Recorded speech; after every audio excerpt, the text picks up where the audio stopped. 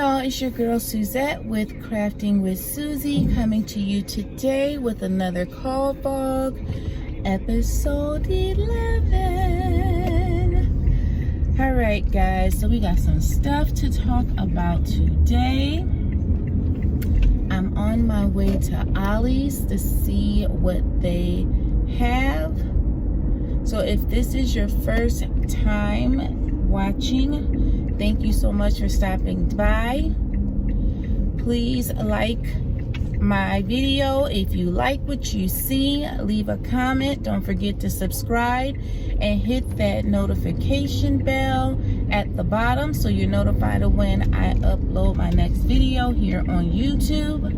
I also put notification information on my Instagram. I'll put that link in the description box. If you've been back to see me several times, thank you so much for your support. I love reading your words of encouragement. Thank you, thank you, thank you, thank you, thank you. All right, y'all, let's get into this. I just came from the Dollar Tree. And I actually just came from the Dollar Tree because I watched T's haul yesterday, and I was looking for those ding dang, they're like sticky book postings. I couldn't find them, but that's what I really went in there for. And I actually did buy a couple of things that she showed. And believe it or not, when you go to the Dollar Tree, as you keep picking up stuff, you do spend quite a bit. And they are already putting out school supply stuff, and they had my Pentel ink pens. I will have to insert a picture. I am going to tell you something. If you see Pentel ink pens at the Dollar Tree, pick them up. They're usually 80 cents a piece. A piece. You get 2 of them for $1. So I used to use them when I was making my duct tape pins. I need to do that on video one day for y'all. I've done a time lapse on Instagram of it, but I need to do that on video for y'all. But I used to, when I would make my duct tape ink pens, that is the ink pen I would use. That's the best ink pen, hands down. It doesn't run or nothing like that. So I got like 3 packs, honey. And I'm gonna tell you something, if I had some money, I probably would have bought the box. Because they are such good pens. And when they're gone, they're gone. They're gone. So I did get 3 packs. I bought a couple of other things. I bought a little coloring book. It was a Crayola coloring book. I did buy that. And I also got some double-sided markers. I got myself 2 little notebooks. I'm a notebook fiend. The little journals. On Danny Buttons. I'm gonna leave a link to her page, her channel below. I love her channel.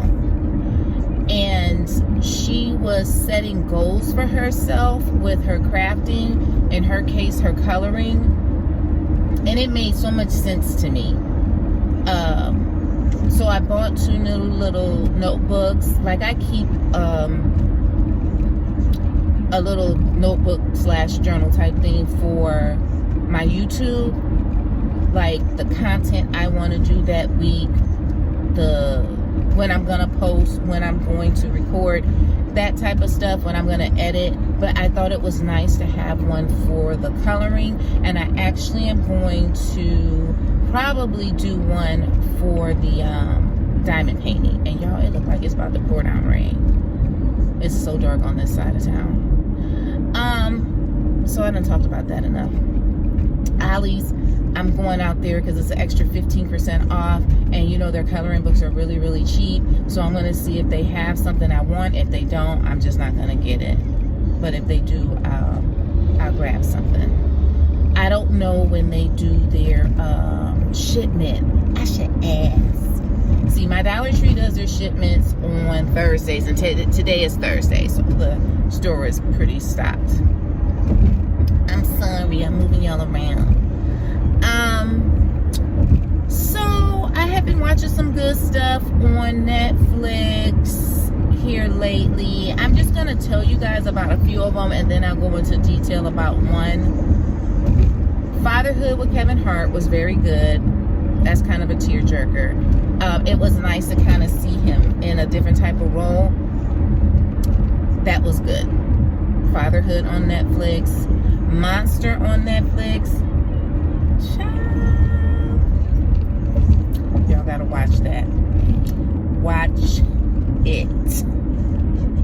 Crazy. I don't want to talk about that one because I don't want to give anything away. But please, when y'all watch it, please leave me a comment. Or if you've watched it, don't spoil it for other people. Let them see it. It's good. It's really good. Child, these folks is crazy.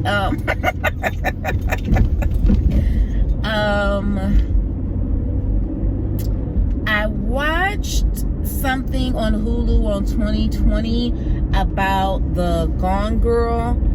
Child, my camera is acting up today, y'all.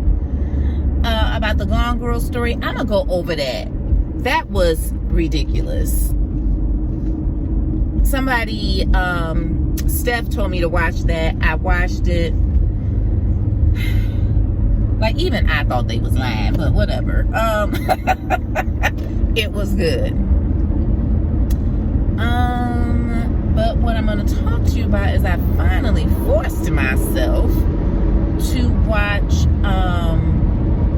Dirty John, the second season. Hands down, the first season was so much better. Hands down, the first season was so much better. But this was about Dan and Elizabeth Broderick, and they had a very, very messy divorce.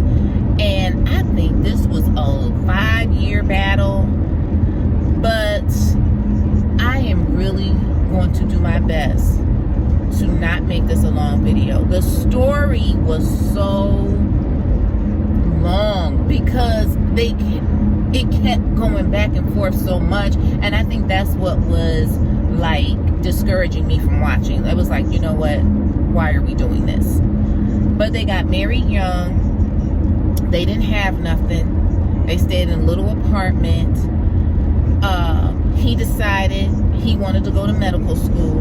Dan did, and he did go to medical school.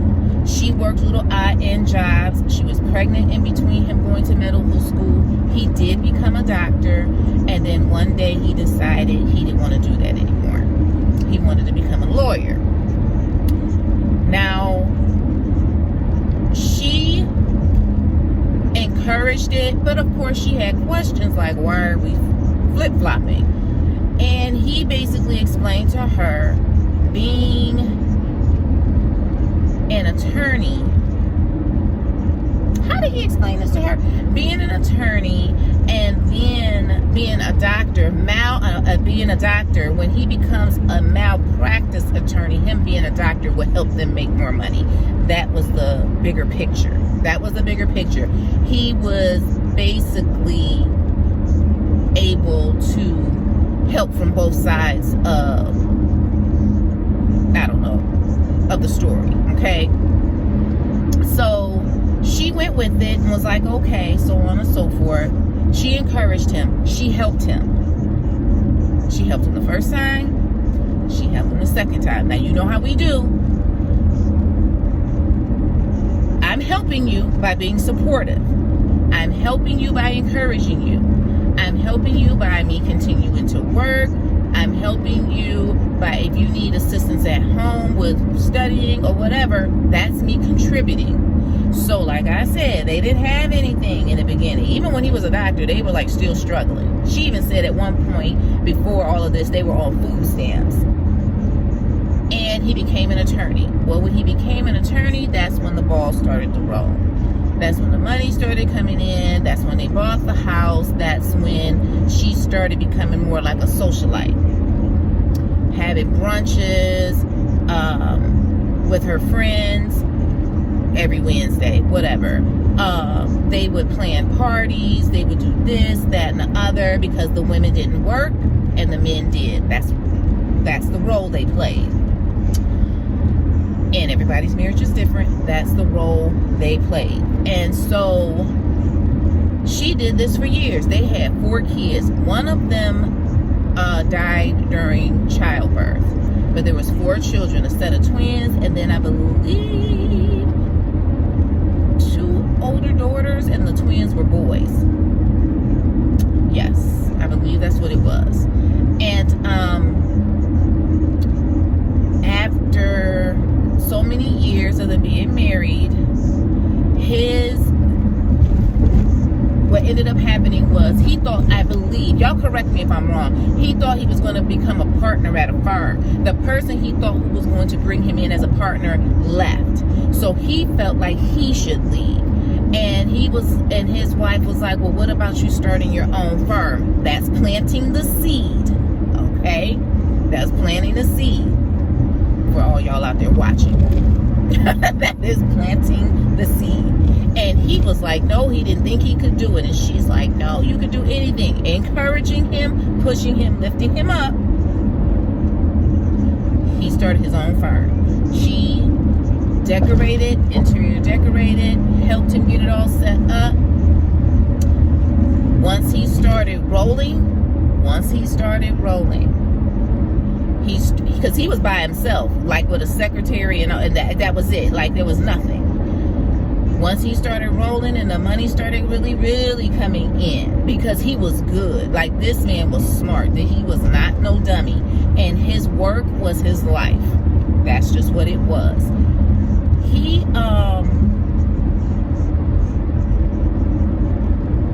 decides he don't want to be married no more. He decides he don't want to be married no more. He basically just made a mess. And she took that mess and made it 100 times bigger. So he did have a receptionist. He hired a new receptionist. She was at the front desk. You know, pretty young thing. When you walk in the office, that's the first thing you see. And she was pretty. Even the pictures that if you look her up on Google, she was pretty. And she was younger. And I don't think it showed that he was interested in the beginning, but you got to remember, this is a movie. But he became interested. And that woman knew he was married and had a wife, you know. And he started to cheat. And him starting to cheat led into other things, where he told his wife that he wanted to separate and he needed time to think. At this point in time, she's thinking they're going to fix things. So she tried to get him to go on vacation with them, her and the kids. And he told Betty, that he still needed time to think. He needed his space. So she's like, oh, I'll give him his space, because she wanted it to work. When she got to the vacation home, it was a vacation home that they had, I believe, on the beach. The place was infested with rats. And she called him, and she's, screaming and crying on the phone. And he's like, you have 14 credit cards. Call someone to fix it, and you all stay somewhere else, because they had money like that. And I'm not gonna lie, I mean, this is a different day and time. I mean, it was in the 80s, and they got married in 69. But what he said was right. You have all, you got all this money on you now. Call somebody to fix the problem, and you all just stay somewhere else for a few days until the problem is fixed. She wanted him to come to fix it, and he refused. And, he's disconnected from the marriage at this point, from her. So she got them kids back in the car and took them to his house and dropped them off and left. Now, the girls were teenagers, but the boys were little boys. And when he got home that night, he asked them how long they had been there. They had been there for hours. She abandoned them. Well, when she did that, that was her first and biggest mistake that she made through this entire thing. That was the first biggest mistake. She left them, which was basically abandonment. And you're talking about, he's an attorney, a big time attorney. He's not some little slum attorney. Like, he knows the law forwards and backwards. So he kept them. He kept them and would not give them back. And he told her he was done with the marriage. He wanted a divorce. And it was like she just lost her mind. Literally lost her mind. She would call the house, leaving degrading messages. He was giving her $9,000 voluntarily a month. I hope this video is not light because it looks dark to me. He was giving her $9,000 a month voluntarily to take care of her living expenses and things like that. But when she kept calling the house, threatening him and his girlfriend and just talking all types of crazy, he decided he was going to dock her every time she did that. He said that he was going to dock the check every single time she did it. It got to the point she did it so much that she owed him money. Why are you? I just can't. What are we doing? She was threatening him. She was threatening her. She was spending all this money. Like, it was a dress. He asked her how much the dress cost, and she said $8,000. Like, she was just spending. And you know how people are when they got new money. You know what I'm saying? But this was years of this. Years of it. And the kids were in private school and all that kind of stuff. And I understand that there was an image that had to be upheld, but you're doing too much. Let me see where I'm at. 17 minutes. Okay. So basically, he did manipulate her. He would basically use his position as an attorney to demean her. For example, there will be court dates set. She would think that the court dates were postponed. She wouldn't show up because she didn't have an attorney. And then things would be granted for his benefit. Keeping the kids. Finalizing the divorce. How much money she was supposed to get for support. She upset me, I think, the most because she blatantly was saying, she was not going to keep those children and be a single mother of 4. She wanted him back and he did not want to be there. And when I say this was kind of a different time, even though it wasn't too long ago, sometimes we as women are raised that you get a man, you get married, and you have a family. And sometimes that's just not the way it goes. You know what I mean? And she wanted him so badly. It was like, girl, get them kids and get that check. What is you doing? I mean, what's the problem? But she was so focused on him being with this other woman, she wasn't focusing on what was most important, was her mental health and her kids. And then she stopped seeing, they had her set up to see a psychiatrist. Girl, she rammed her car into his house. This is documented stuff.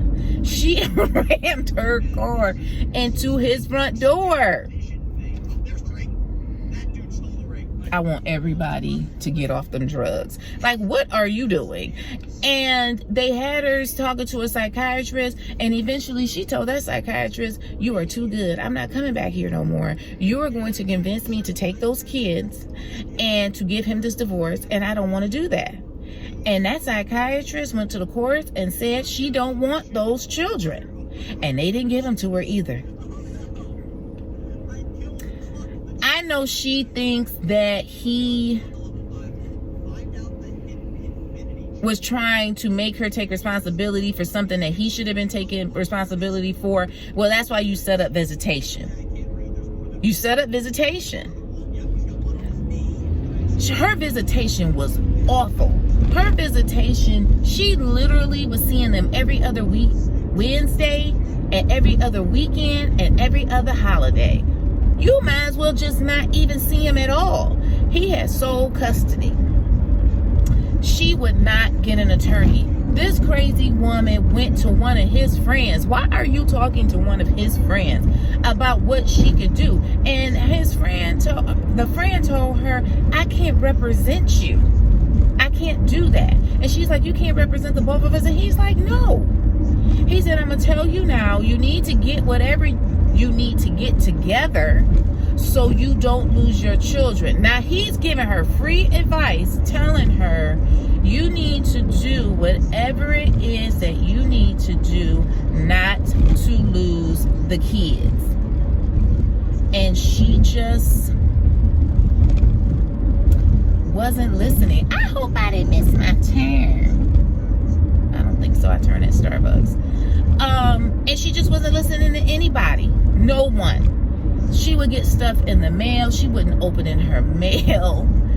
She was losing her mind. And I'm going to be respectful of the fact that I did feel real bad. She just couldn't get it together. She couldn't pull herself together.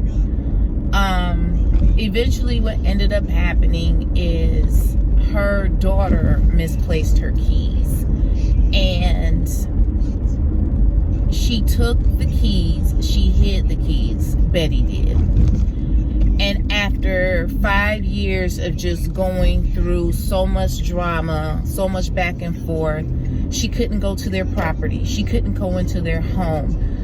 The restrictions on the visitation, the phone calls, just so much back and forth with the both of them, not just her, with the both of them. Even the judge told them to both stop. She woke up one day at 5 o'clock in the morning. She took the keys out the cookie jar where she had them hid, and she went to her husband's house, and while they were sleeping, she shot him. And the first time it was a hung jury.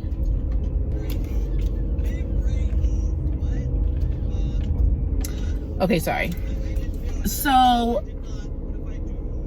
she took the keys out the cookie jar. She went to the house at 5 o'clock in the morning and she shot them. There was a hung jury the first time because the attorney who was representing Dan and his wife, they did get married. Dan and his wife, she did not ask about what happened in the bedroom. The second time she was tried, they asked about what happened in the bedroom.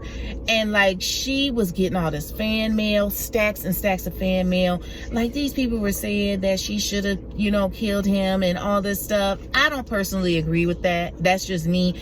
I do not personally agree with that. I just don't see that being the reason why you take your kid's father away from them. You know what I'm saying?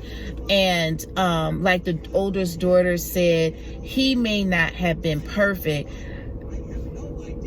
Like, he wasn't an emotional person. Him coming home from work or them coming home from school and him standing at the door with his arms wide open, talking about, tell me about your day, picking them up, kissing them, doing all. He didn't do that. He worked. He was a provider for the family, and he worked. That was his job.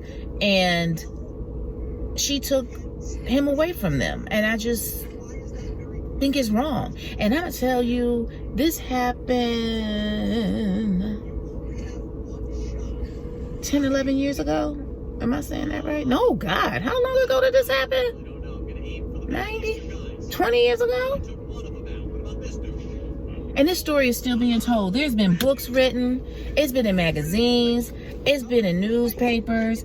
The story is still being told. And these kids don't get a break from it. And they're adults now, but it's just sad. It's just really, really sad. But she did get convicted. And they did an interview with the jurors. And one of the jurors, she was like, I wasn't going to give her first degree. I would have hung that jury before I did that. So I decided to go ahead with second degree. And the news reporter said, second degree, she'll end up with 32 years to life. And she said, no, it's 2 to 5. And he said, no. It's 32 to life. And she said, well, she got a really good judge. He's a good man. Honey, they gave her 32 to life. And this year she tried to file for parole and they told her no. Yeah, you need to keep her in there. She killed 2 people. 2 people. That man never put his hands on her. Abuse was never talked about.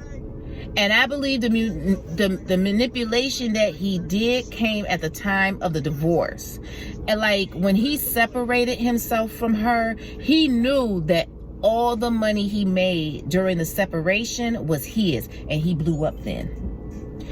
You talking about him having money before the separation, he blew up after. And so that money could not be in consideration. And I don't know if that law is still in place, but I thought that was bull crap. Because I'm like, no, sweetie, we're still legally married, separated or not. But that'd be that California stuff, so. That's that California stuff. Because that's bull crap.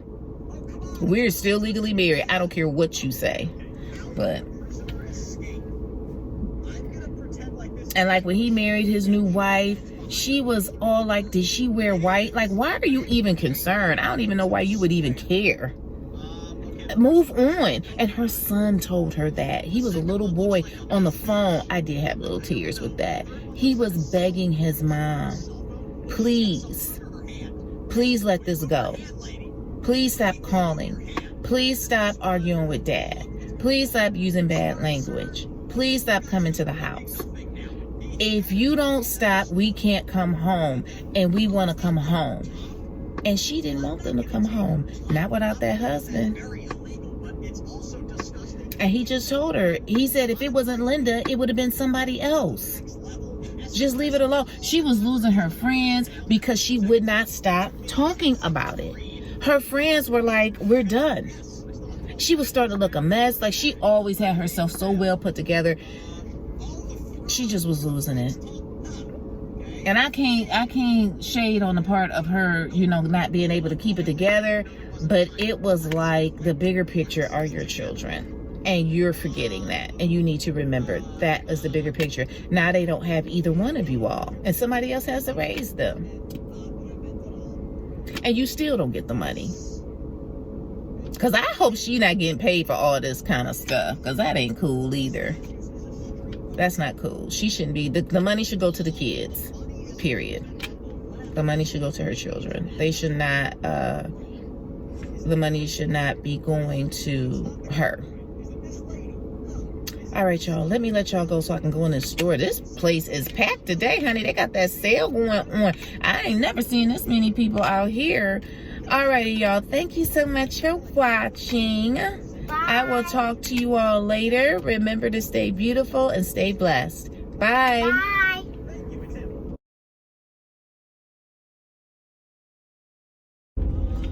All these people. Like, everybody's in a rush. Slow down. Like this guy. You're like, what are you doing? I just had to put my thumb on it.